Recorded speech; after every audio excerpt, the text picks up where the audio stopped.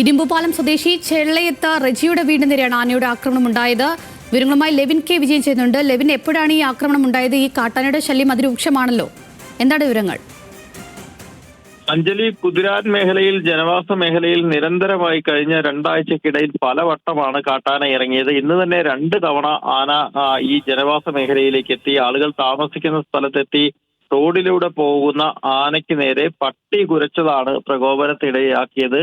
ഈ കാട്ടുകൊമ്പൻ ചെള്ളയത്ത് ഇരുമ്പുപാലം സ്വദേശിയായിട്ടുള്ള ചെള്ളയത്ത് റജിയുടെ വീട്ടിലേക്ക് ഈ പട്ടികുര കേട്ട് എത്തുകയും ഈ ഗേറ്റ് തള്ളി തുറന്ന് വീടിന് നേരെ ആക്രമണം നടത്തുകയുമായിരുന്നു. രാത്രി ആയതുകൊണ്ട് തന്നെ എല്ലാവരും, കുടുംബാംഗങ്ങൾ എല്ലാവരും വീട്ടിനുള്ളിലുണ്ട്. ഭയന്ന് വിറച്ചാണ് ഇവർ ഈ സമയം അത്രയും ചെലവിട്ടത്. വീട് തകർത്ത് ഒരു വേള ആന അകത്ത് ആളുകളെ ആക്രമിക്കുമോ എന്ന തരത്തിൽ പോലും ഭീതി ഉണ്ടാക്കിയിരുന്നു. ഈ സംഭവം ഉണ്ടായതിനു പിന്നാലെ തന്നെ വനംവകുപ്പ് ഉദ്യോഗസ്ഥരെ വിവരം അറിയിക്കുകയും അവർ സ്ഥലത്തെത്തി ആനയെ വിരട്ടി ഓടിക്കുകയുമാണ് ഉണ്ടായത് എന്നുള്ളതാണ് നമുക്ക് ലഭ്യമായിരിക്കുന്ന വിവരം.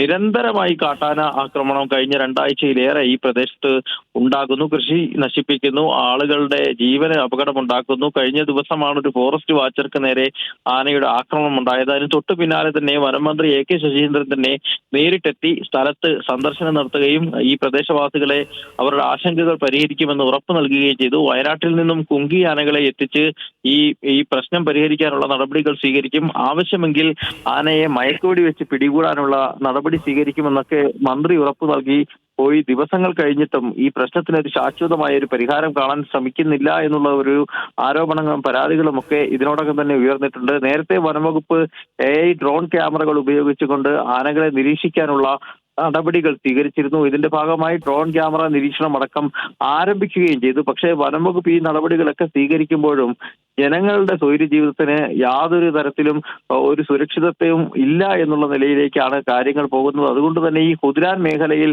അടിയന്തരമായി കർശനമായ നടപടികൾ സ്വീകരിക്കണമെന്നുള്ളതാണ് പ്രദേശവാസികളുടെ ആവശ്യം. നമുക്കറിയാം, ശരി ലെവിൻ, തൃശൂർ കുതിരാനിൽ വീട് നേരെ ഒറ്റയാന്റെ ആക്രമണം ഇതിപ്പോൾ തുടരെ നിരവധി ആക്രമണങ്ങളാണ് ഉണ്ടായിരിക്കുന്നത്. വിവരങ്ങൾ തള്ളിയത് ലെവിൻ കെ വിജയനാണ്.